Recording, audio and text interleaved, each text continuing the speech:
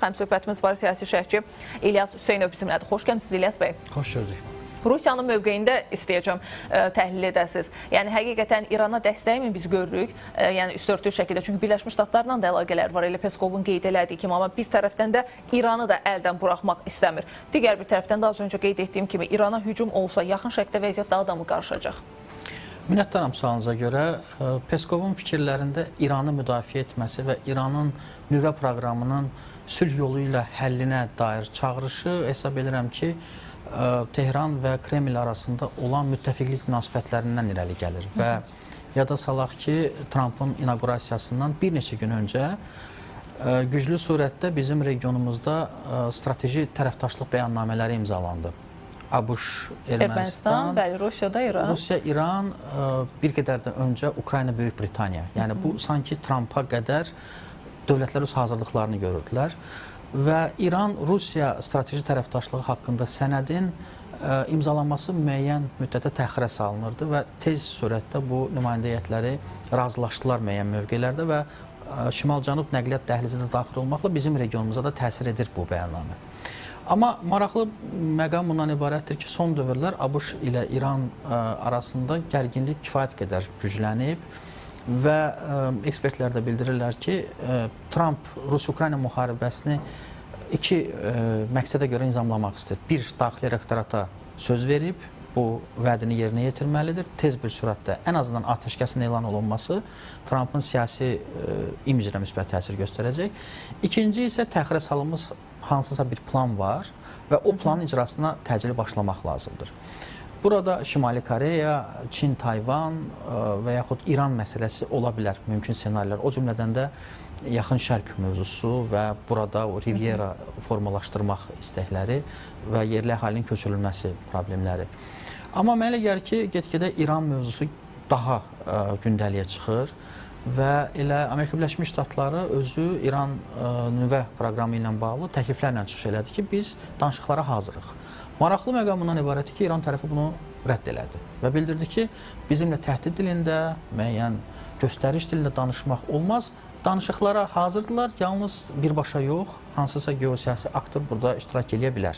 Elə həmən Rusiya, Çin, Avropa İttifaqı, yəni birbaşa dialoq olmasın. Bu İranın istəyidir. Amma danışıqların olmaması məlumdur ki, daha çox ritorikanın sərtləşməsinə və gələcəkdə hansısa eskalasiyalara və gərginliyə gətirib çıxara bilər. Əlbəttə ki, bu bizim regionumuza təsir edir deyə hesab edirəm ki, mümkün qədər danışıqlar, sülh, dinc yollarla bütün məsələlərin həlli ən uyğun seçim variantıdır. Lakin burada İran tərəfinin nüvə proqramı ilə bağlı heç bir danışıqlara getməməsi, əlbəttə ki, Trump nə qədər sülhpərvər kimi özünü göstərməyə çalışsa da, Yaxın Şərq, Rus-Ukrayna mövzusunda biz görürük ki, onun çox sərt çıxışları var, xüsusilə Qrenlandiya mövzusunda, İran mövzusunda və tamamilə başqa bir ABŞ siyasətini biz görə bilərik. Bu da əlbəttə ki, hərbi müdaxilələrdən tutmuş, hansısa İranın nüvə proqramının birbaşa ləğvinə yönəlmiş məsələlər də ola bilər, amma deyək olmadı, razılığa gəlinmədi İlyas bəy heç bir formada. Yəni, nə Birləşmiş Ştatlar geri addım atmadı, nə də ki, İran, yəni görünən odur əslində. Yaxın Şərqdəki digər ölkələrlə, yəni Fələstinlə olan, Suriya ilə olan məsələ, Livanla, Yəmənlə olan məsələlər, onlardan daha çoxmu ağrılı ola bilər? Yəni, İranla münaqişəyə girirsə, necə düşünürsünüz? Əlbəttə, İran çünki bu söylədiyiniz bütün coğrafiyalarda, Fələstin, Livan, Suriya, İran burada iştirak edir bu və digər formada. Proksi qüvvələri ilə.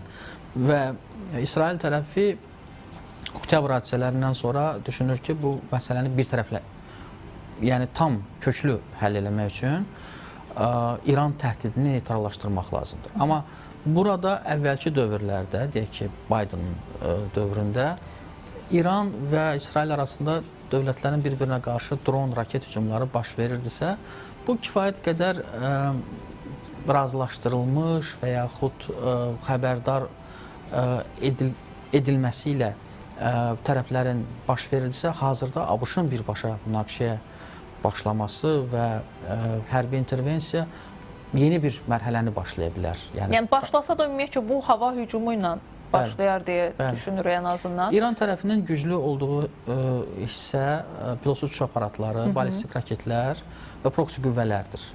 Amma Elə bu hücum əksi olsa əgər Birləşmiş Ştatlardan, yəni İrana hava hücumu olsa, sadəcə sizcə nüvə obyektlərinə, nüvə mərkəzlərinə deyil, həmçinin elə sizin qeyd etdiyiniz o proksi qüvvələr terrorçulara da paralel formada aparılacaqmı? Yəni bundan elə bir ki, bir daşla iki quş vurmağa çalışacaqmı? Yəni əlbəttə, burada əgər müəyyən qərar verilsə ki, Amerika Birləşmiş Ştatları İran ərazisinə hərbi hədəfləri, İran nüvə obyektlərini vurmaq qərarı verəcək, dərhal İsrail də bu prosesə qoşulacaq və proksi qüvvələr də daxil olmaqla İranın maraqlarına mövcud olduğu bütün ərazilərə qarşı bu hərbi kampaniya keçiriləcəkdir və bu koordinasiyalı şəkildə olacaqdır. Amma maraqlı məqamından ibarətdir ki, Trumpla Netanyahu arasında müəyyən məsələlərdə ziddiyyət var. Baxmayaraq ki, çox yaxşı müttəfiqdirlər və burada demək olar ki, tam fikirlərin konsolidasiyası vardır, amma bu Amerika Birləşmiş Ştatların uzun müddətli bir böhrana, müharibəyə cəlb olunması anlamını verir və digər treklərdə olan vasitəçilik imici də sıfıra inəcəkdir. Yeni bir, söylədiyim kimi, beynəlxalq münasibətlər sistemində mərhələ başlayacaq. Britaniyada qoşula bilərmi İlyas bəy bura? Zaten yəni Birləşmiş Ştatlar və İsrailə demək Britaniya və Amerika Birləşmiş Ştatları Husilərə qarşı birgə fəaliyyət göstərirlər zaten. Onlar bu ticarət gəmilərinə edilən hücumlar cavabında birgə bu nöqtə atışlarını həyata keçirdirlər. Elə Husilər özü də İranın proksi qüvvələri sayıldığı üçün Britaniya və ABŞ-ın birgə İrana qarşı ayrı bir məkanda, Livan ərazisində və yaxud Yəmən ərazisində bu müştərək hərbi kampaniya var. Amma burada əlbəttə ki, münasibətlər deyək ki, İraka və yaxud Əfqanistana hərbi müdaxilədən fərqli olacaqdır. Çünki o dövrdə dünya deyək ki, bir qütblü idisə, bugün o qütblərin sayı çoxdur. Artıq biz baxacağıq Rusiyanın mövqeyinə, Çinin mövqeyinə, Avropa İttifaqı ilə ABŞ arasında olan ziddiyyətlər kontekstində Avropa İttifaqı özünü necə aparacaq? Yəni bu artıq söylədiyim kimi kartlar kifayət qədər yer dəyişir. Genişdir. Bəli, burada çox variantlar var. Düzdür, Birləşmiş Ştatlar İran məsələsi gərgin fazada hələ ki qalır. Düzdür, təhlil etməyə çalışırıq mümkün ehtimallar üzərində. Sual yaranan bölgələrdən biri də Suriya ilə bağlı bir məsələdir. Bugün mediada da müəyyən bir informasiyalar çıxdı ki, İsrail aprelin 2-dən 3-ünə keçən gecə Suriyaya bir avia zərbələr endirib və nə təsadüfdür ki, Həma və T4 bazalarında, yəni həmçinin Dəməşq ərazisində qalan əlavə hərbi infrastrukturu da hədəf almışdı İsrailin bu hücumları. Yəni İsrail mətbuatı da bundan belə çıxış eləyərək yazır ki, zərbələr Türkiyəyə bir mesaj ola bilərmi? Sizcə həqiqət payı varmı? Nəzərə alsaq Türkiyənin Suriyadakı mövqeyini, hazırki mövqeyini? Bəli, birbaşa olaraq Türkiyənin mövqeylərinə zərbə endirmək mahiyyəti daşıyır bu hava zərbələrinin. T4 avia bazasında Türkiyənin perspektiv planları vardır. Burada hava hücumundan müdafiə sistemləri yerləşdirmək, özünün milli sənaye istehsalı olan hava hücumundan müdafiə sistemləri, yəni Sipər, Hisar, S-400 hava hücumundan müdafiə sistemləri yerləşdirilə bilər və burada Türkiyə öz milli maraqları çərçivəsində Suriyanın suverenliyində, möhkəmliyində, ərazi bütövlüyündə maraqlıdır. Və heç vaxt olmadığı qədər bugün Türkiyə Suriya ərazisində öz mövqeylərini möhkəmləndirib. Və burada da iki senari vardır. Bir, ondan ibarətdir ki, yenə də İsrail və Amerika Birləşmiş Ştatları birgə şəkildə burada Türkiyənin maraqlarına, bölgə politikasına zərbə vurmağa çalışırlar. Çünki ölkənin şimal-şərqində Kürd qruplaşmaları, ABŞ bazası və Kürdləri dəstəkləyən ABŞ vardır. Digər tərəfdən Bəşər Əsədin hakimiyyətdən getdiyi dövrdə yeni ərazilərə yiyələnən İsrail Qolan təpələrindən də digər ərazilərə öz maraqlarını yayıb və burada Türkiyəni daha çox regionda möhkəmlənmək istəmədiyindən İsrailin bu cür yəni bunu qarşısını almağa çalışır deyirsiniz. Amma burada bir məsələ də var idi İlyas bəy. Bir neçə müddət öncə Marco Rubio ilə Hakan Fidan arasında bir görüşdə Birləşmiş Ştatların mövqeyini bildirdi ki, biz Türkiyə vasitəsilə Suriyada vəziyyəti müəyyən qədər stabilləşdirməyi hədəfləyirik və bu mövzuda Türkiyə bizə dəstək olacaq deyə, yəni önəmli faktorlardan biridir. Yəni onda belə çıxır ki, Suriya üzərində Birləşmiş Ştatların mövqeyi ilə İsrailin mövqeyi heç də üst-üstə düşmürmü? Burada seçim edəsi olsa ABŞ əlbəttə ki, baxmayaraq ki, Türkiyə NATO-nun üzvüdür, müəyyən qədər İsrailin yanında dayana bilər. Ona görə də Türkiyə heç kimdən asılı olmayan müstəqil siyasət yürüdür. Amma ola bilərmi ki, Birləşmiş Ştatlar Türkiyənin fərqindədir ki, həqiqətən Suriyadakı vəziyyəti, yəni gələcəkdə Birləşmiş Ştatlara da xeyir eləyə biləcək, o vəziyyəti formalaşdıra biləcək ölkə məhz Türkiyə ola bilər. Nəinki, hətta Avropanın özünün təhlükəsizlik çətirində, çatışmazlığında Türkiyə həm öz təkliflərini irəli sürür, həm güclü ordusuna arxalanır, həm də Avropada anlayır ki, bugün Türkiyə çox önəmli təhlükəsizlik qarantiyaları verə bilər. Ukrayna daxil olmaqla bütün Avropa məkanı üçün.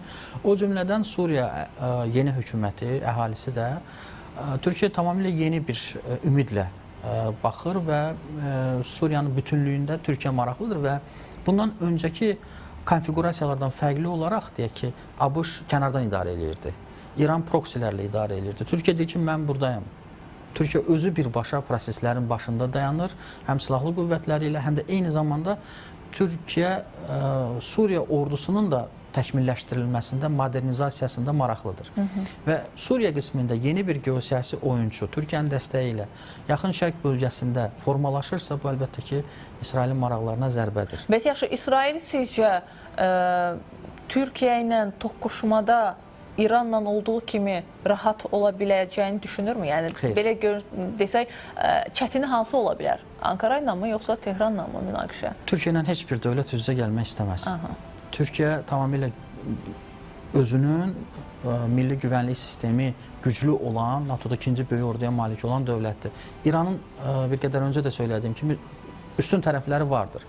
Amma Türkiyənin ordusunun döyüş qabiliyyəti, manevr imkanları, peşəkarlığı, eyni zamanda kənar silah-sursat alışında asıllığının minimuma endirilməsi ilə bağlı fəaliyyət uzun illər ərzində Erdoğan rəhbərliyi ilə Türkiyənin ordusunu və Türkiyə dövlətini tamamilə üst bir səviyyəyə qaldırır və burada mənə elə gəlir ki, İsrail başda olmaqla digər dövlətlər də döyüş meydanında Türkiyə ilə üzə gəlmək istəməzlər. O cümlədən də Türkiyə üçün Suriya ərazisi bugün ölüm-qalım məsələsidir. Çünki Suriya ərazisində xaos, anarxiya, böhranın əvvəlki dövrdəki kimi, hətta ondan da pis bir vəziyyətə çevrilməsi Türkiyə sərhədləri üçün təhdidləri gücləndirir. İşid qalıqları, PKK-nın orada tör-töküntüləri, qalıqları, qol-budaqları kifayət qədər ciddi, böyük problemə çevrilə bilər. Ona görə də milli ordu vasitəsilə Türkiyənin təhlükəsizliyinin təminatı Türkiyənin milli maraqlarına söykənir. Və burada qarşısına gələcək istənilən dövlətə Türkiyə öz iradəsini göstərəcək.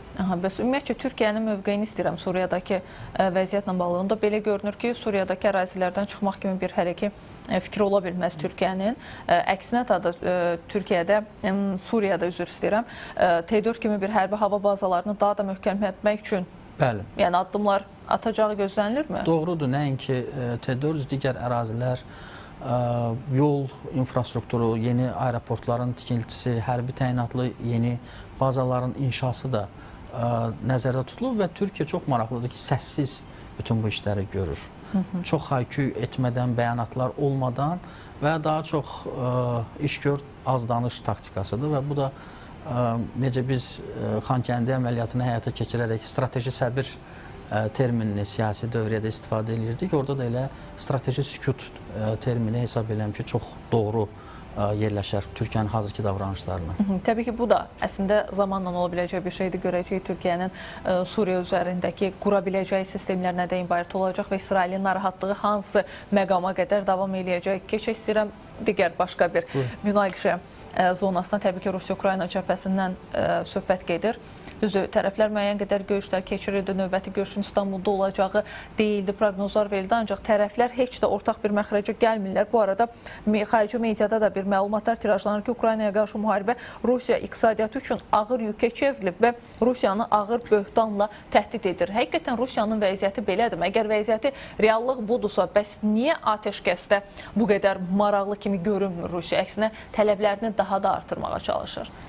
Hesab eləmə atəşkəsdə maraqlıdır. Baxmayaraq ki, davranışları başqa cür ola bilər, hərbi əməliyyatların davam etdirilməsi və eləcə də 30 günlük atəşkəslə bağlı Vaşinqtonun mövqeyində Kreml maraqlıdır. Sadəcə olaraq burada daha çox hazırki vəziyyətdən istifadə etmək, nəzarətdə olan əraziləri legitimləşdirmək, sanksiyaların və məhdudiyyətlərin, iqtisadi embargoların həcmini azaltmaq, onları ləğv etmək, ABŞ ilə kollektiv qərblə Rusiya arasında olan münasibətləri inkişaf etdirmək, ən azından əvvəlki səviyyəyə qaytarmaq Rusiyanın marağındadır. Burada əlbəttə iqtisadi faktorlar, negativ reaksiyalar və digər amillər təsir göstərir bu mövqeyə, amma artıq müharibə uzun müddət davam etdiyi üçün hazırki epizodlarda ola bilsin ki, bu iradənin, bu gövdə göstərişinin davam etdirilməsi önəmlidir.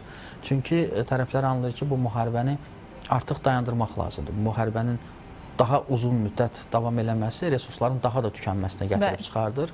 Ayrı-ayrı geosiyasi oyunçuları regiona cəlb eləyir. Düşünün ki, artıq 3 il ərzində nə qədər geosiyasi aktorlar bu məsələni nizamlamaq istəyirdilər.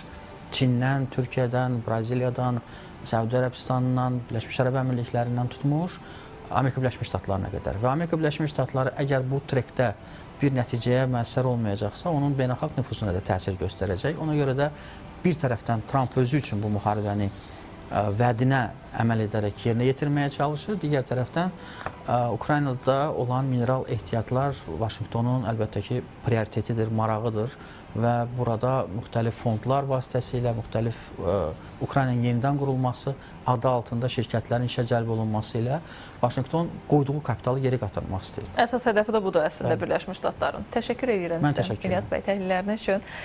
Bizimlə həmsöhbətimiz siyasi şərhçi İlyas Hüseynov idi. Bir sıra cəbhələrdə baş verənlərdən danışdıq, həm Yaxın Şərqdə, Suriya üzərində, xüsusilə də Türkiyənin atdığı addımlar fonunda digər bir tərəfdən dünyanın gözünün hazırda Birləşmiş Ştatlar və İran üzərində olan bir məsələ var. Nüvə silahı ilə bağlı ortaq razılığa gələ bilmirlər. İrana hücum gözlənilirmi? Bunu bir qədər təhlil etdik. Təbii ki, Rusiya-Ukrayna cəbhəsi də diqqətimizdəydi. Onu da bir neçə dəqiqə içərisində təhlil etməyə çalışdıq qonağımızla.